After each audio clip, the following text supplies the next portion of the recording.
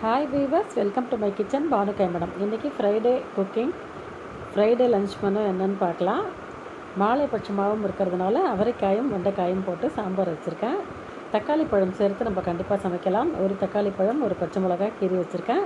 கொத்தரங்காய் தேங்காய் போட்டு கறி பண்ண போகிறேன். அடிஷ்னலாக குழந்தைங்க கொத்தரங்காய் சாப்பிட மாட்டாங்க அப்படின்னா நீங்கள் உருளைக்கிழங்கு, சேப்பங்கிழங்கு, வாழைக்காய்னு என்ன காய் வேணாலும் கறி பண்ணிக்கலாம். இன்றைக்கி நான் உருளைக்கிழங்கு காரக்கறியும் பண்ணியிருக்கேன், ரசமும் வச்சுருக்கேன். வீடியோவை ஸ்கிப் பண்ணாமல் ஃபுல்லாக பாருங்கள். இப்போ தான் என்னோடய சேனலை ஃபஸ்ட் டைம் பார்க்குறீங்கன்னா பானுகாய் மேடம் குக்கிங் சேனலுக்கு லைக் போடுங்க, வீடியோவை ஷேர் பண்ணுங்கள், மறக்காமல் சேனலுக்கு சப்ஸ்கிரைப் பண்ணி சப்போர்ட் பண்ணுங்கள்.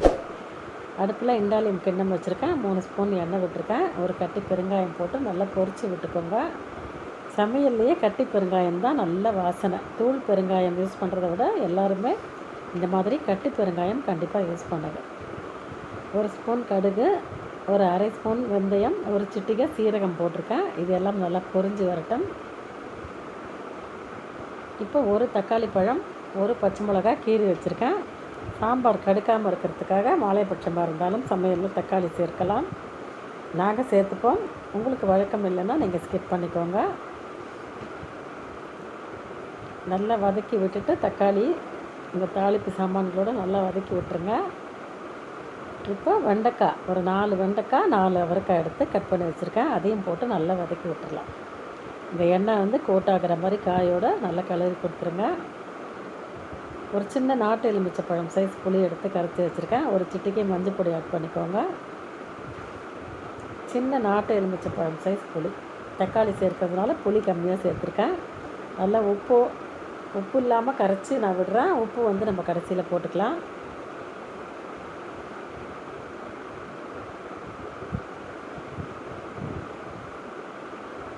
இப்போ இந்த சாம்பாருக்கு தேவையான சாம்பார் பொடி, நான் என்னோடய சாம்பார் பொடி 3 டீஸ்பூன் ஆட் பண்ணுறேன். உங்கள் சாம்பார் பொடி காரம் பார்த்து நீங்கள் சேர்த்துக்கோங்க. இது ஒரு 4 பேருக்கு சமையல். ஒரு 3 ஸ்பூன் சாம்பார் பொடி சேர்த்துருக்கேன். இது வந்து நல்ல பச்சை வாசனை போக கொதிக்கட்டும். ஒரு 10லேருந்து 12 நிமிஷம் நல்லா கொதிக்கட்டும். காய் வேகணும், மிளகா பொடி பச்சை வாசனை போகணும். நல்லா கொதிக்கட்டும். கொதித்த பிறகு பார்க்கலாம். இப்போ ஒரு 5 நிமிஷம் ஆகிருக்கு. இன்னும் ஒரு 5 நிமிஷம் கொதிக்கட்டும். இப்போ ஒரு 10லேருந்து 12 நிமிஷம் ஆகிருக்கு. சாம்பார் எவ்வளோ குறைஞ்சிருக்கு பாருங்கள். காயெல்லாம் நல்லா வெந்து வந்திருக்கு. மிளகா பொடி நெடி அடங்கியிருக்கு. ஒரு 150 கிராம் துவரம் பருப்பு எடுத்து மேலாப்பில் இருக்கிற தண்ணியை வந்து ரசத்துக்கு எடுத்து வச்சுக்கோங்க, பருப்பு தண்ணியை. மீதி இருக்கிற பருப்பை கலத்துக்கு கொஞ்சம் எடுத்து வச்சுட்டு மிச்சத்தை சாம்பாரில் ஆட் பண்ணிக்கோங்க. பருப்பு விட்டு சாம்பார் ஒரு 5 நிமிஷம் கொதிச்சா போகிறோம். ரொம்ப கொதிக்க வச்சா செல்லன்னு நீர்த்து போயிடும் குழம்பு. நல்லா முளமுளன்னு கொதிக்கட்டும். கருவேப்பிலை கொத்தமல்லி சேர்த்தோம் அப்படின்னா சாம்பார் ரெடி. நான் புளியிலேயே உப்பும் சேர்த்துட்டேன். அதனால் சாம்பாரில் நான் உப்பு போடுறது உங்களுக்கு காமிக்கல. உப்பு இல்லாத புளின்னு சொல்லிட்டேன். உப்பு சேர்த்து புளி ஊற வச்சுருந்தேன், மறந்துருச்சு எனக்கு. சாம்பார் இந்த மாதிரி நல்லா கொதிக்கட்டும். ஒரு 5 நிமிஷம், 5லேருந்து ஒரு 8 நிமிஷம் கொதிச்சா போகிறோம். சாம்பார் ரெடி. இப்போ நம்ம அடுத்தது கொத்தரவங்காய் நல்லா பொடியாக கட் பண்ணி வச்சுருக்கேன். கருவேப்பிலையும் ஒரு காஞ்ச மிளகாயும் கிள்ளி வச்சுருக்கேன். அடுப்பு கடாய் வச்சு இண்டாலியம் கடாய் 2 ஸ்பூன் எண்ணெய் விட்டுருக்கேன். ரொம்ப எண்ணெய் வேண்டியது இல்லைங்க.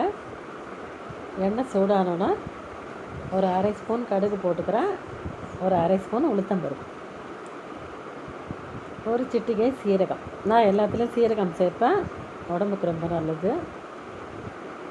இந்த உளுத்தம்பருப்பு நல்லா சிவந்து வந்ததுக்கப்புறம் நம்ம கிள்ளி வச்சுருக்கிற ஒரு காஞ்ச மிளகாய், ஒரு ஆறுக்கு கருவேப்பிலை எல்லாத்தையும் சேர்த்துக்கோங்க. எப்போவுமே கொத்தரங்காயை நம்ம கறி பண்ணும்போது பொடியாக கட் பண்ணி எண்ணெயில் நல்லா வதக்கிக்கணும். முதல்ல எண்ணெயில் ஒரு நிமிஷம் வதக்கிட்டிங்க அப்படின்னா ஒரு சிட்டிகை பெருங்காயம் ஆட் பண்ணிக்கிறேன்.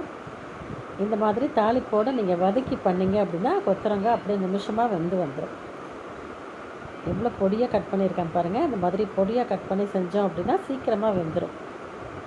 ஒரு நிமிஷம் அப்படியே இந்த எண்ணெயில் புரட்டி விட்டுக்கலாம். இப்போ அந்த கொத்தரங்காய்க்கு தேவையான உப்பு சேர்த்துக்கிறேன். ஒரு அரை டம்ளர் தண்ணி விட்டோம்னா போகிறோம். நான் ஒரு அரை டம்ளர் தண்ணி, எப்போவுமே காய்க்கு மேலே தண்ணி நிற்கக்கூடாதுங்க, காய்க்குள்ளே தான் இருக்கணும் தண்ணி. இதை அப்படியே ஒரு மூடி போட்டு மூடி வச்சிடலாம். ஒரு 10 நிமிஷம் அப்படியே வேகட்டும். அடுப்பை சிம்மில் போட்டுருங்க. இப்போ ஒரு 10 நிமிஷம் ஆயிருக்கு. எப்படி வந்திருக்குன்னு பாருங்கள். சூப்பராக வந்திருக்கு.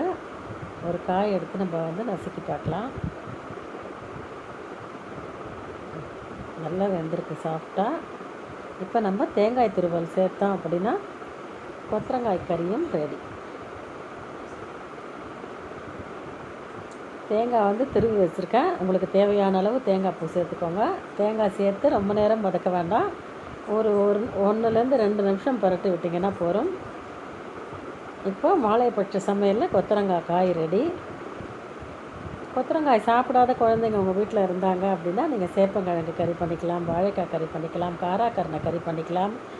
இந்த மாதிரி உருளைக்கிழங்கும் நான் பண்ணுவேன். ஏன்னா நான் சாப்பிட போகிறதில்ல, குழந்தைங்க தான் சாப்பிட போகிறாங்க. அதனால் உருளைக்கிழங்கும் செய்யலாம். உருளைக்கிழங்கு காரக்கறியும் பண்ணியிருக்கேன். அதையும் நான் உங்களுக்கு காமிக்கிறேன். இப்போ ரசம் தக்காளி, புளி, பெருங்காயம் போட்டு கரைச்சி வச்சுருக்கேன். ஒரு சின்ன கோழிக்குண்டு சைஸ் புளி, அதில் ஒரு பெரிய பழம், பழுத்த தக்காளி பழம் சேர்த்து, மஞ்சப்பொடி ஒரு சிட்டிகை சேர்த்து, சாம்பார் பொடி ஒரு ஸ்பூன் சேர்த்துருக்கேன். இப்போ ஒரு சின்ன துண்டு கட்டி பெருங்காயம் ரசத்துக்கு, பருப்பு ரசம். இப்போ ஒரு காஞ்ச மிளகா கிள்ளி சேர்க்குறேன். நீங்களும் கண்டிப்பாக சேர்த்துக்கோங்க. ஜம்முன்னு இருக்கும், வாசனையாக இருக்கும் பருப்பு ரசம். இது ஒரு 5லேருந்து 8 நிமிஷம் கொதிக்கட்டும். மிளகா பொடி வாசனை போகட்டும். இப்போ மிளகு, சீரகம் பச்சையாக குறைன்னு பொடி பண்ணி வச்சுருக்கேன். இதை நான் பொங்கலுக்கெல்லாம் போட்டுப்பேன். இப்போ ரசத்துக்கும் 1/2 ஸ்பூன் போடுறேன் பாருங்கள். இது போட்டு ஒரு 2 நிமிஷம் கொதிக்கட்டும் ரசம். மிளகு சேர்த்து ஒரு 1லேருந்து 2 நிமிஷம் கொதிக்க விடுங்க. அதுக்கப்புறம் பருப்பு தண்ணி விட்டு நம்ம ரசத்தை விளாவினோன்னா ரசம் ரெடி. இந்த ரசத்துலேயே நான் கருவேப்பிலை, கொத்தமல்லி, பருப்பு ஜலத்துலேயே எல்லாம் போட்டு வச்சுருக்கேன். அப்படியே ரசத்தில் சேர்த்துட்டு ரசம் நுரைச்சின்னு வந்தோன்னா நம்ம நெய்யிலையோ அல்லது எண்ணெயிலையோ தாளித்தோம்னா ரசம் ரெடி. இப்போ ரசத்துக்கு தேவையான உப்பு, எப்போவுமே பருப்பு ரசம் பண்ணும்போது கடைசியில் உப்பு போடுங்க. ரசம் ஸ்வீட்டாக இருக்கும், கடுக்காமல் நல்லாயிருக்கும் ரசம். இப்போது கொஞ்சோண்டு எண்ணெயோ நெய்யோ உங்களுக்கு விருப்பமானதை வச்சு கடுகு தாளித்து கொட்டிக்கோங்க ரசத்துக்கு. ஆல்ரெடி கட்டி பெருங்காயம் நம்ம போட்டிருக்கோம். வெறும் கடுகு மட்டும்தான் எண்ணெயில் தாளித்து கொட்டுறேன் பாருங்கள். நீங்கள் நெய்யில் கூட தாளிச்சிக்கலாம். இப்போ பருப்பு ரசம் ரெடி. அடுத்தது ஒரு 2 பெரிய உருளைக்கிழங்கு எடுத்து இந்த மாதிரி சின்ன சின்ன துண்டங்களாக நறுக்கி வச்சுருக்கேன். பச்சையாக தான் இருக்குது, நம்ம வேக வைக்க போகிறதில்ல.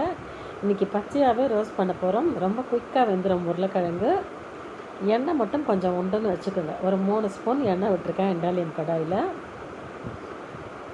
ஒரு 1/2 ஸ்பூன் சும்மா பேருக்கு கடுகு தாளிக்கிறேன், ரொம்ப தாளிக்க மாட்டேன்னா. இப்போ 2 உருளைக்கிழங்கு தோல் நீக்கி சின்ன சின்ன துண்டங்களாக நறுக்கி வச்சுருக்கேன். அதையும் சேர்த்து எண்ணெயோடு நல்லா வதக்கி விட்டுக்கோங்க.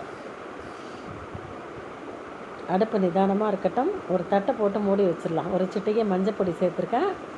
சேர்த்துட்டு இந்த காயோட மஞ்சப்பொடியை நல்லா மிக்ஸ் பண்ணி விட்டுட்டு ஒரு தட்டு போட்டு க்ளோஸ் பண்ணிட்டோம்னா ஒரு 10 நிமிஷத்தில் உருளைக்கிழங்கு சூப்பராக வந்துடும். அடுப்பு சிம்மில் போட்டுட்டு ஒரு தட்டு போட்டு மூடி வச்சுட்டேன். ஒரு 10 நிமிஷம் கழித்து பார்க்கலாம். இப்போ இந்த உருளைக்கிழங்குக்கு தேவையான தூள் உப்பு சேர்த்துக்கிறேன். உப்பு சேர்த்து ஒரு 2 நிமிஷம் திருப்பி மூடி வைக்கிறேன். உப்பை ஒன்று போல் நல்லா மிக்ஸ் பண்ணி விட்டுருங்க, எல்லா இடத்துலையும் ஈவனாக படுற மாதிரி. இப்போ திருப்பி போட்டு மூடி ஒரு 2 நிமிஷம் அப்படியே குக் ஆகட்டும். அப்படியே பஞ்சு மாதிரி வந்துடும். அதுக்கப்புறம் நம்ம காரப்பொடி சேர்த்துக்கலாம். இந்த மாதிரி நல்லா முறுமுறுன்னு சிவந்து வர ஆரம்பிக்கும். இப்போ தான் சிவக்க ஆரம்பிச்சிருக்கு பாருங்கள் துண்டுகள்லாம். இதுதான் சரியான பதம். நல்லா சாஃப்டாக குக் ஆகிருக்கு உருளைக்கிழங்கு. இப்போ நம்ம காரப்பொடி சேர்த்துக்கலாம். இப்போ இந்த உருளைக்கிழங்குக்கு தேவையான சில்லி பவுடர் சேர்த்துக்கோங்க. இது காரம் இருக்கிற வரமிளகாய் பொடி ஒரு சின்ன ஸ்பூனால் ஒரு ஸ்பூன் சேர்த்துருக்கேன். உங்களுக்கு காரம் எவ்வளவோ பார்த்து சேர்த்துக்கோங்க. இந்த மிளகாய் பொடி சேர்த்து ஒரு 5 நிமிஷம் இப்படியே சிம்மிலேயே ஓப்பன்லேயே இனிமேல் நீங்கள் குக் பண்ணுங்கள். இனிமேல்ட்டு நம்ம மூட வேண்டாம்.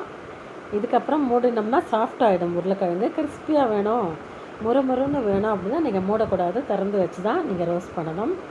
பெருங்காய பொடி நல்லா தாராளமாக சேர்த்துக்கோங்க.